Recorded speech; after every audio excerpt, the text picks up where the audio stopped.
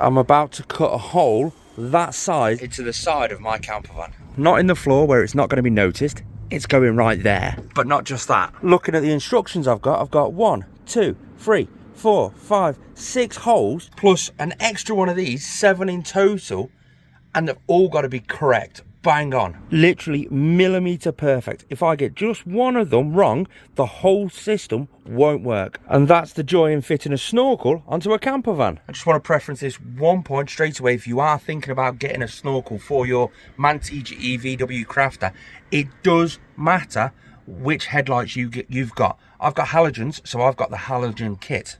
If you've got LED headlights, this piece doesn't come with it, and I don't think this piece does. It comes with a big flexible hose instead, and that's because this one has to go around the halogen lights, whereas the flexible one, the LED lights are a lot thinner and you can squeeze in a bit more extra cable. This is a Bravo snorkel, and I picked it up from Road Vans down at the Vanlife Festival 2024. When I was researching snorkels not long ago, 800 quid was the cheapest one I found. I picked this one up for just over 400. It's come with a template that I need, so this side goes on one side of the fender, that goes on the top of the fender or the bonnet and wraps around. That is the 2 holes that I need to get exactly perfect for rivnuts, and the big 102mm hole for the snorkel to go through. It comes with the actual snorkel itself, the snorkel head, which is just over there, a rubber hose, which is like quite flexible, which is quite good. That'll give me a bit of leeway. The actual bracket to go round to connect it to the airbox to make it a functional snorkel. And on this, you've got a little bolt, because in this bag just here, we've got all the Jubilee clips, the clamps, the rivnuts, the screws, the washers, the bolts, and the 2 brackets that I'm going to need. One bracket is just there, it secures it in the engine bay. The next bracket goes actually on the A-pillar, so I'm going to have to drill holes right next to the windscreen. I'm scared about that. But this does encroach on a sticker that I've got on the side of the van, which I'm gonna need to remove. When the snorkel's in, that's just gonna say camper, which I'm thinking I might leave camper and just take van off. I'm not too sure. We've got to take off this air box just down here, the air tube that goes to an air filter thing just there. That's where the actual filter lives, but it's a bit minging under there, so I'm going to give that a clean first. And I've just got to hope it doesn't rain. It's been on and off all day. I did get quite a bit of other stuff delivered while I was down at the Vanlife Festival, so I get to fit them today while I'm doing this. We're just left with this housing just here, so we've taken the pipe from the airbox to this housing. This is the duct that directs the air straight into the airbox. It's held on with one T45 bolt just there. Get that off and that cover will come off. You may be kind of wondering, well, what's the point of putting a snorkel on? It's cleaner air. You see, the air that gets taken into your airbox comes directly out of your wheel arch area. Whereas a snorkel, the air's going to be going in just there. Cleaner air makes your engine run a little bit smoother. And plus, it gives you a good air induction noise too. I've got my template on. My holes are all lined up to how the template says. I've masking taped all the way down because I don't want no filings coming down and rusting in the future. And I've marked them just in case the template actually does get damaged if it does rain. No time like the present. Final check just to see whether that hole is actually going to clear underneath there, because the bulkhead's quite far forward compared to what I thought it was. But yeah, that's going to clear, and it's going to come up underneath this, underneath the back end just there.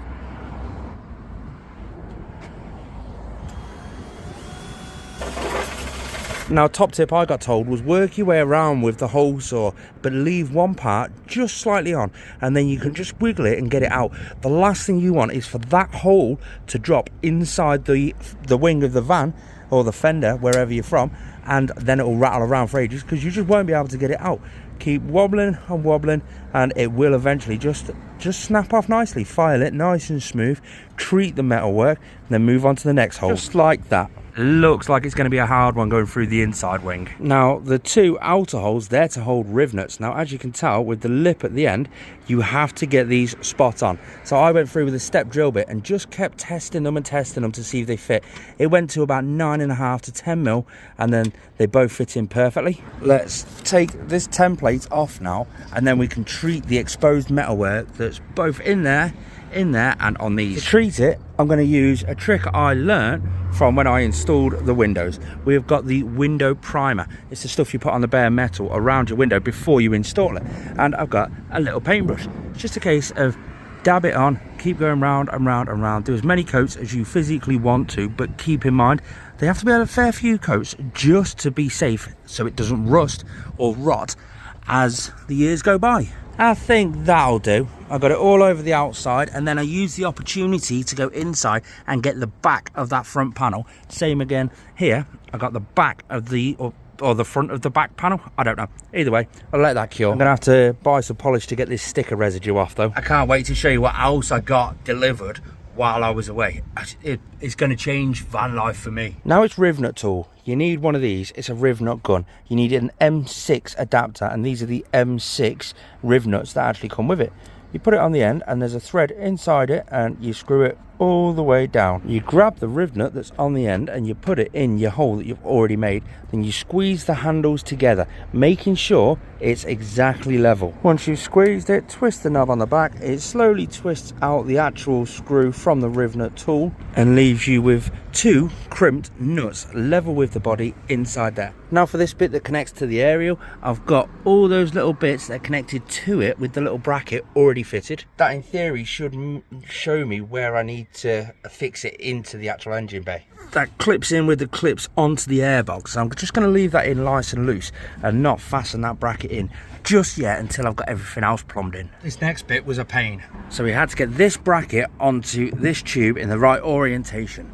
To be able to mark out where the rivets have got to go, we couldn't physically get to it. It was underneath the actual snorkel, so we just had to draw a line on where it was, sort of try and get a little nick up here just to sort of line it up, take it down, take it off again, put it back on, mark out where the holes were, take it back off, put it back on the snorkel, put it back up into place, and have a look to see if my hole marks were actually correct.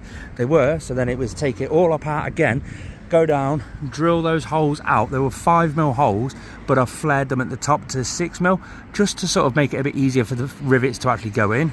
I've then got to get some sealant and the rivets that come with the kit, get them riveted into those holes there with that bracket there, put the snorkel tube on.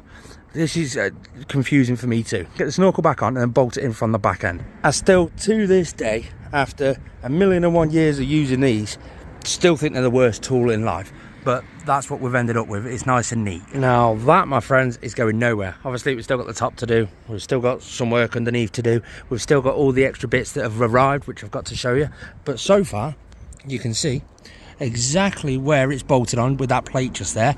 The lines matched up perfectly. My biggest concern was, will the door open, because it does stick out quite a bit. So let's try that. Oh, look at that. Oh, that's perfect. So again, in theory, this is all that's left. We've got the hose, we've got a couple of Jubilee clips. I've spaced them in such a way where I should still be able to get to them if I need to, and well, to tighten them up, it's got to go from the pipe to here, just like that. You can see the one just under there and that one just there, highly accessible. Let's test it. Oh wait there, let's put this on first. It even comes with a really nice looking clamp. That's what it looks like now. You can really hear the wind coming into it. Yes, we're about to take it on a 2.5-hour road trip down to the Shropshire Hills to go for a little walk. Listen to it, that's the air intake. That's wow cool. These little runs just here, that's what the rain goes down and comes out over there. It's quite cool. We're taking the other thing that came as well, and we're going to try that as well. There we go, parked up at the Long Min after a 2.5-hour journey. We've got some mates, the sheep have come out to say hi. I don't know what this is. It's like a little hide thing, but I don't know. And all I know is there's not much room left in here. Let's go just outside, because it's like a waterfall step thing just there. I want to check that out. I'm thinking maybe a pond or something, or it could just be like a sheep bath. This is the Long Min Infinity Pool. Quick, put it on TikTok and make it famous. There we go. Oh, it's quite cool actually. I bet it's got a lot of little wildlife in it. That's slimy.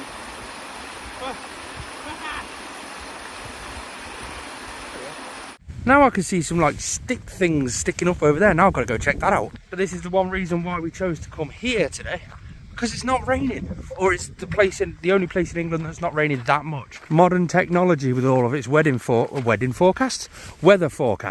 Ah, it's another little sheep dippy waterfall thingy. Danielle's out on the Instagram at Indy_van_A_Jones, Indy Vanna Jones. Drop it a follow if you're not. But then again, we're also on like TikTok, Facebook, all under the same name as well. And if you are new here, please subscribe. Apparently the sign said up here there's a waterfall, but you've got another sheep dip there, you've got a water slide just there, It's actually quite a cool place. Looks like someone's had a good time because they left a wine cork here. And I'm by the sheep dip. Plop. Wee. Oh. There it is. There it is. There's loads of these little scrambles kicking around this path. And I think this is the waterfall that we're looking for. That's not too bad, to be fair. I could have swore it was a lot higher than that, but I ain't complaining. That's still super cool. Hey, you can get over. Should we go over? Can I get over? Oh, it's wet and slippery. Right, I am going to go arse over tit whilst filming a video. Right, do I go that way or that way? I'm starting on the wrong foot, if I'm honest. But, right, I don't know what to do. It does look a lot better from over here.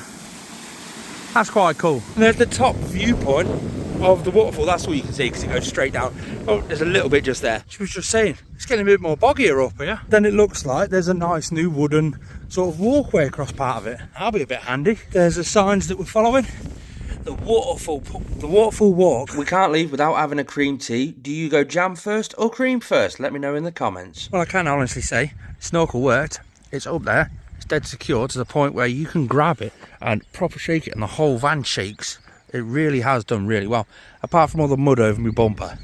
But what a location this is. Yeah, it's 2.5 hours away, but it's still beautiful. See all these scuff marks down the side? That's from the sheep. They've been walking around the van, nosing the van all day. We've stopped at one of those milkshake vending machines, you know, one of these things. Well, guess what? They're having a big install. It was in a big shed there, but they're doing a whole new building where you can have a viewing parlour into the milking shed. That's quite cool. Don't know what Danielle's getting. This is a place near Chester called Nutrition, and you can actually go around and have a look through the windows at the horses that are in the stables too. It's a 5-hour trek there and back, so that was a good test for the snorkel. Managed to park up by a river last night. One thing I noticed with that snorkel, I started to get quite a throaty sort of intake noise from it.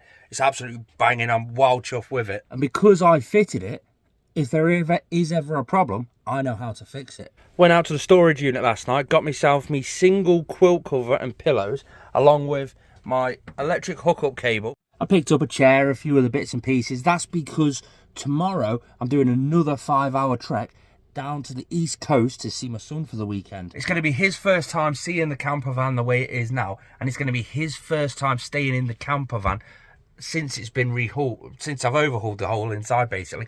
You see, I stripped it all out to do this high-end conversion, and I thought, oh, it'll only take a few weeks. Turns out it's taken a couple of months. So for a couple of months, he's not stayed with me. I've been down, seen him loads of times, just dropped him back off at his mum's.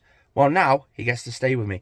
And the thing that he misses the most is the fact that we used to stay on a holiday park, and we're going to go and do that. I've booked us onto a holiday park. We've got swimming pools, evening entertainment, everything that he enjoys. That's where that comes into place. That's going to change van life for me. On the old conversion, we had a curtain rail that ran right across the top there, and it was curtains that we could pull. Well, however, to make this feel a lot more bigger, I wanted something completely different where we can have those seats swiveled and still be able to sort of have a blind going all the way around. I don't want the wraparound blind that goes on the outside. I've already got one of those, but if I'm ever in a situation completely off-grid where I need to escape that location quickly, I don't really want to be getting out the van to like confrontation and stuff like that, to be able to strip that off, open all the doors, and then have to drive off. I wanted something where I could quickly escape. I did look at the Remis blinds because I thought they would be perfect. It's like an interior door panel that goes on there, but it's got a blind built into it. It's one for the windscreen and one for that side. £800 for them. No. This was my next option, but when I looked into this, it opened up more doors, and I had loads more questions to ask.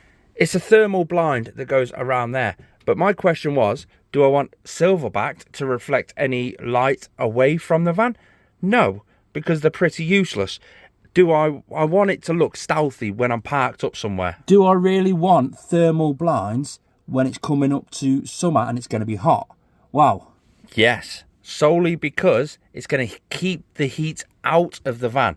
in theory. Now you think about it, all the insulation that we've done in all the panels, that keeps the heat in the winter and keeps the heat out in the summer. That's what I wanted from internal blinds. But there was a couple of different types to actually pick from. So I've now worked out that I wanted black ones to be more stealthy. I want the interior ones, and I want 3. So 1 each window and 1 for the front, just so if I need to, I can just pull them away and off I go. Let me show you these, because I'm quite chuffed. You see, I didn't want to pop rivet into the sides, because you can put like little rivet pots, you know, just like these ones on the curtains that pop off. You can put them into the side, but I didn't want anything into the sides. So that limited what I could get. Then I didn't want suction cup ones, because I don't want suction cup marks all over the windows. It left one option, and I researched about 4 different companies that did this, and there was only one company that had 100% perfect reviews. Voyager vans. Plus Axis, my boy Axis, he put me onto these to start with, and I looked at them and I was like, oh wow, absolutely perfect. So they're like a quilted material. You can see just there, they come with the carry case, and look at that. Oh. So let me show you. There you go, Voyager adventure vans. So you've got, just rolls out just like that. Inside the big one, you've got your 2 internal ones. How am I going to avoid the pop rivets? Magnets. Magnets. Perfect idea. They're going to work great. Check it out, look. So they're sewn into the material to the point where they stick together. So let's get this one open. And this is how easy they go on. You get it, you line it up, and the magnets just stick on. And then because they're magnets, you can just adjust them. And you can do it from in the back. Lean forward. Look at that. How cool is that? I'm a little bit too excited about this, but this solves a problem that I've been rattling around in my brain for around about a month now. This is the windscreen cover. On the top, just here, you've got a bit of a strap, 1 on each corner. You've also got a little divot pulled out of there. That's to accommodate the little divot that's in the windscreen just there. See these sewed sections here? They've got a little fibre pole inside there to keep it nice and secure. So when it is up against the window, it's not going to sag down through the night if it does get a little bit of condensation on it. Just look at how much light that's blocking in. But it's time for the front one. So the way you do the front one is quite simply, you drop it into the bottom of the windscreen. Just like that. And then you sort of just unravel it all out, both sides. And then you lift it up and you put your sun visor over it, and it's got a strap that goes around the sun visor, just like that. Then we get the other side up, and then the adjustments that you can do is you can jiggle it to where you want it to go. If you pull that down, see how it lifts it up a little bit? It's sewn on to be able to do that. It's got an actual clip on it, just like that, so you can tighten it up and do whatever you want just to get it absolutely perfect. It's going to save me getting hot in the summer. I can just put them on when I'm going out on an adventure and everything, and the van's going to be really cool. I can even put all them on, open up my max fan a little bit and just leave it on a little bit of a fan. Both. It's going to keep the van nice and cool, and it's going to add the safety that I want when I'm completely off grid. I'm well chuffed with that. I'll leave their Instagram down below, and their website is definitely worth a look to see if they do anything cool like that for your vans. Now with the holder that these come in, you sort of sit there and think it's like a sleeping bag. You can never actually get it back in their bag. Let's try it out. The simplicity of that front one is unreal. So you go down, you unclip it, you go over to the inside, you unclip it, you lift up that sun visor, you lift up that sun visor, and the whole thing just falls away into the back of the van. What I do is, because it's got those fibre rods in it, I lay it down like that, and then I go up to the side window and just grab one corner, because it's magnet, and both just comes off, and I lay it down right in the middle. Then I go over and get the other one off. Just grab one corner, it's just magnets on, and it comes off and folds just like that. I have the bag here, you can see, just a normal long zip tie bag on the top, and I have the whole gear down here. I just grab it and start rolling it up like you would do a standard sort of sleeping bag. I'm not rolling it too hard, I'm not rolling it too soft, I'm just getting it in there nice and secure. There it is. Let's see if it will just fit inside this bag. So bag's open, it's undone to its maximum potential. Let's see how easy this actually will be. because this is going to be the vein of somebody's life when it's cold in the van in the morning. Look at that. Give it a jiggle.